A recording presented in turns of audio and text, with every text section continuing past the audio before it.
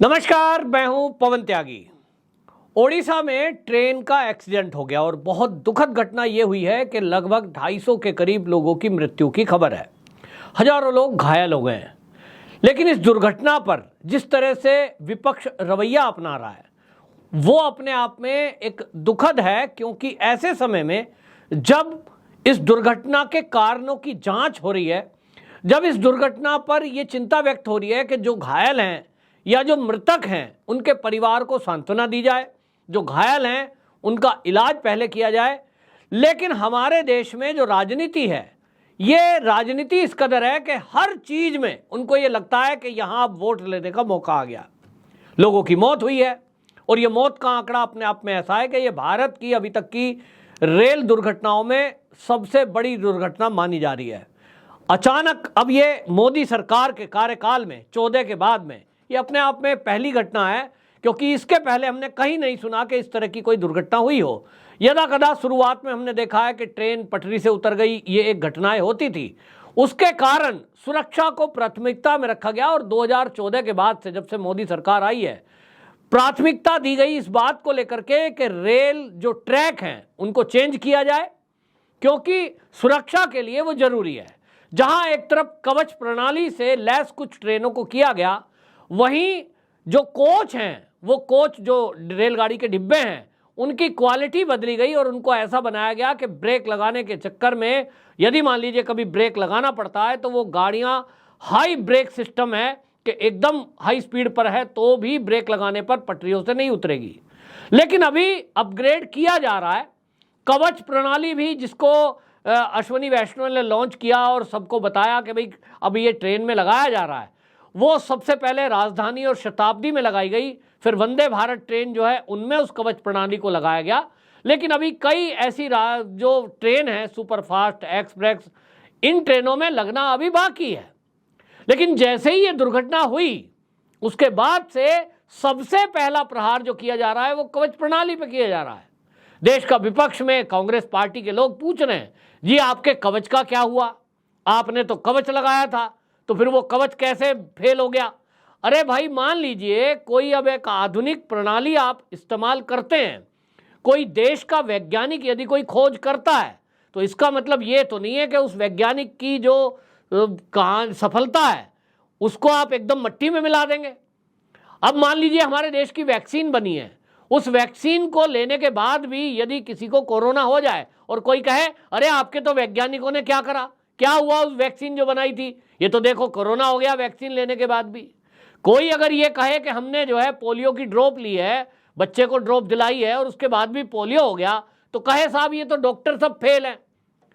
इस तरह का रवैया देश का विपक्ष जब अपनाता है तो इसको कहते हैं गिद्ध राजनीति। कि कहीं अगर लोगों की लाश पड़ी है, लोग दर्द से कराह रहे हैं, ऐसे में आप दिखाना तो ये चाहिए कि जो देश की विपक्षी पार्टी है वो विपक्षी पार्टी भी पार्टी को बाद में रख लेना, वोट बटोरने का काम थोड़ा बाद में कर लेना।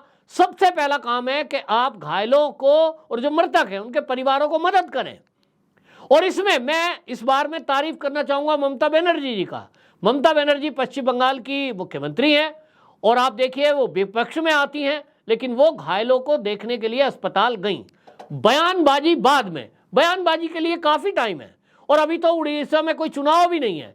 2024 का लोकसभा चुनाव है, उसके पहले बहुत अवसर आएगा कि आप देश के रेल मंत्री को घेर सकें। लेकिन इसके पहले आप ऐसी सिचुएशन में जब पूरे देश ही नहीं तो दुनिया के कई देशों के राष्ट्रीय अध्यक्षों ने प्रधानमंत्री को सांत्वनाएं भेजी हैं, व्लादिमीर पुतिन हैं, रूस के राष्ट्रपति हैं और कई देशों के, यहां तक कि पाकिस्तान के प्रधानमंत्री ने भी सांत्वना भेजी है।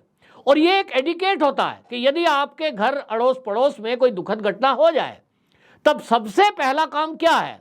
सबसे पहला काम है कि जो मृतक हैं उनके परिवार को सांत्वना देना, जो घायल हैं उनका पहले इलाज होना, जो उनके साथ आए तीमारदार हैं, जो उनके रिश्तेदार हैं, उनको कोऑर्डिनेट करना, क्योंकि ये भी अपने आप में बहुत बड़ा काम है।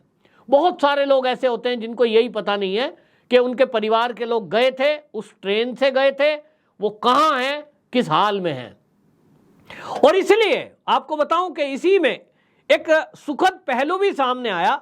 मेरे पास रात कोई ट्वीट आया एक पत्रकार का, उड़ीसा में पत्रकारिता करते हैं, कुछ एनजीओ ऐसे हैं जो रात के समय ही हॉस्पिटलों में पहुंच गए और उन्होंने मुझे फोटो ट्वीट किया। उन्होंने कहा देखिए इस दुखद भरी घड़ी में एक सुखद पहलू भी सामने आ रहा है कि राष्ट्रीय स्वयंसेवक संघ और उनका जो एनजीओ है सेवा भारती, उसके कई सारे स्वयंसेवक अस्पताल में ब्लड देने के लिए चले गए। बहुत सारे लोगों ने घरों से खाना बनवाया और जो यात्री घायल हैं उनके साथ जो उनके और सहयोगी हैं, यानी यात्रा में अगर 5 जने यात्रा कर रहे हैं, एक घायल हो गया तो 4 वहां बैठे हैं इंतजार में, कई के रिश्तेदार आ गए, तो उनके लिए भोजन की व्यवस्था, रात्रि में ठहरने की व्यवस्था, यानी उनको कोई दिक्कत ना हो। कोई बच्चा है तो उसे दूध कैसे मिलेगा, ये सब करने के लिए ओडिशा के नागरिक, जन सामान्य व्यक्ति वहां हॉस्पिटलों में मदद के लिए खड़े थे। और आपको जानकर ताज्जुब होगा कि 3000, जी हां 3000 यूनिट ब्लड वहां के अस्पतालों में ओडिशा के नागरिकों ने दिया। और उन्होंने कहा कि ये ब्लड की जितनी जरूरत है हम लोग यहां खड़े हैं, उसमें कई एनजीओ भी थी। ये एक सुखद पहलू है और ये देश की जरूरत है कि यदि हमारा कोई देश का वासी है, वो हमारा देश का नागरिक है और वो कोई मुसीबत में है, दुर्घटनाएं कहां नहीं होती, जो अत्याधुनिक देश हैं उनमें भी होती है, और दुर्घटनाएं तो एरोप्लेन में भी होती है, वहां तो रडार है, बाकी सब सिस्टम है, उसके बावजूद भी होती है। तो दुर्घटना और घटनाएं ये कभी रोक ही नहीं जा सकती, लेकिन मानवता ये किस देश में और कहां कितनी है इस पर वैल्यू करता है। और हमारा भारत, हमारी संस्कृति ये मानी जाती है कि हम तो पेड़ में भी भगवान देखते हैं, हम तो जीवों में भगवान देखते हैं, तो इंसान में भी भगवान देखते हैं।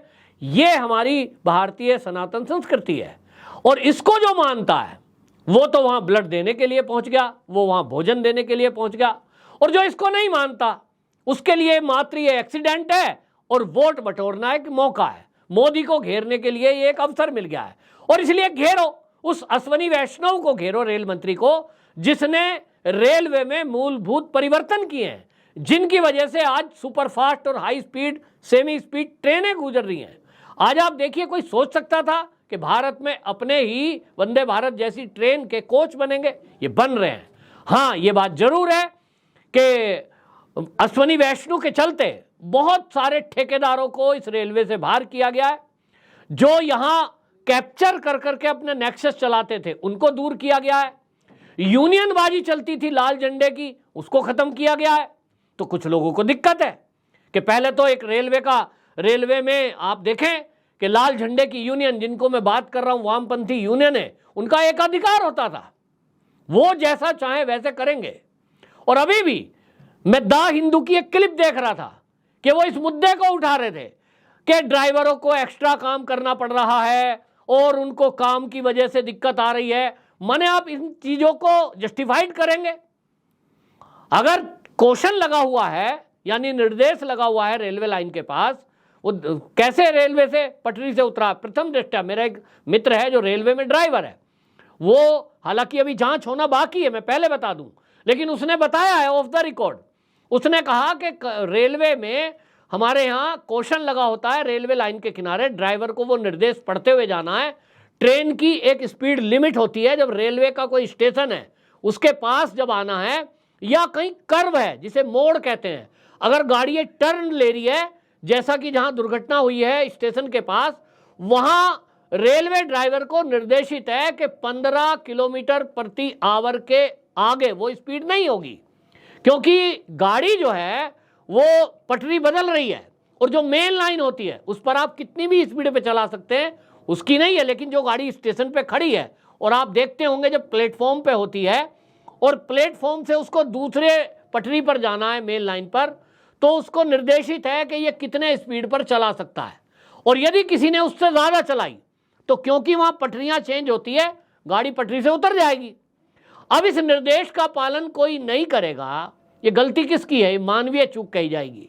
ये किसने गलती की? ड्राइवर की गलती है, या किसकी वजह से गाड़ी तेज चली, या तो कोई रेल की पटरी में डिफेक्ट था? अब ये जांच का विषय है। लेकिन एक्सीडेंट हुआ, एक्सीडेंट की सूचना आई और राजनीति शुरू हो गई। अश्वनी वैष्णव इस्तीफा दे, कल को कोई कहेगा मोदी इस्तीफा दे, और इसके लिए रेल मंत्री दोषी है, और ये सभी सरकारों में होता रहा है। दुर्भाग्य से ये राजनीति हमारे देश में जो होती है, मौतों के ऊपर भी राजनीति, ये बहुत दुखद है। चाहे कांग्रेस हो, चाहे कोई भी विपक्षी पार्टी हो, ऐसे समय में कम से कम मैं ये कहना चाहूंगा कि राजनीति छोड़कर पहला उदाहरण ये प्रस्तुत करें कि जितनी विपक्षी पार्टियां हैं, ओडिशा में ऐसा नहीं है कि कांग्रेस की यूनिट नहीं है, वो अपना यूनिट पहुंचे और अस्पताल में जाकर मदद दे उन लोगों को जो घायल हैं, जो मृतक है, उनकी डेड बॉडी उनके घर तक पहुंचाने के लिए। ये जरूरी नहीं है कि भाजपा के कार्यकर्ता ही आगे आएंगे, संघ के लोग ही आगे आएंगे या एनडीआरएफ के लोग ही काम करेंगे। मदद के लिए एक उदाहरण प्रस्तुत करे कांग्रेस, तब वो बोल सकती है कि भाई देखिए हमने मदद की है, और उन लोगों के साथ खड़े होंगे तो लोग अपने आप ही ये कहेंगे हाँ भाई ये कांग्रेस ने बड़ा अच्छा काम किया है। लेकिन आप केवल ट्रोल करेंगे, आप केवल इस्तीफा मांगकर इतिश्री कर लेंगे। इस्तीफा मांगने से मान लीजिए अश्विनी वैष्णव इस्तीफा दे भी देते हैं तो क्या होगा? अगला रेल मंत्री क्या कोई ऐसा आएगा कि अब उसके बाद कोई दुर्घटना नहीं होगी? ये हमेशा होने वाली चीजें हैं। हाँ, अपग्रेड किया जाता है। जिस प्रणाली की बात की जा रही है कवच की, वो अश्विनी वैष्णव ने जिस तरह की बातें की थी कि भाई उसको लॉन्च कर रहे हैं, पूरे देश में जितनी ट्रेन चलती है, भारत में सबसे ज़्यादा बड़ा नेटवर्क ट्रेन का है, रेल मार्ग का है। अभी उसको पूरी तरह अपग्रेड करने के लिए बहुत समय लगेगा। मालगाड़ियों में सबसे लास्ट में लगाया जाना है, ये तय हुआ है। तो उसकी अपग्रेडेशन शुरुआत की है इन्होंने वंदे भारत ट्रेन से, राजधानी और शताब्दी से। धीरे धीरे वो नीचे तक आएगा और वो जो अपग्रेड करने का जो सिग्नल सिस्टम है वो कवच, वो हमारे देश में अभी बनने में टाइम लगेगा, ऐसा रेल मंत्रालय ने बताया है, रेल मंत्री ने बताया है। बहरहाल एक दुखद घटना हुई है और इस दुखद घटना में यही हम उम्मीद कर सकते हैं कि जांच के बाद सरकार ऐसी कोशिश करेगी कि आगे भविष्य में इस तरह की दुखद घटना ना हो। वंदे मातरम।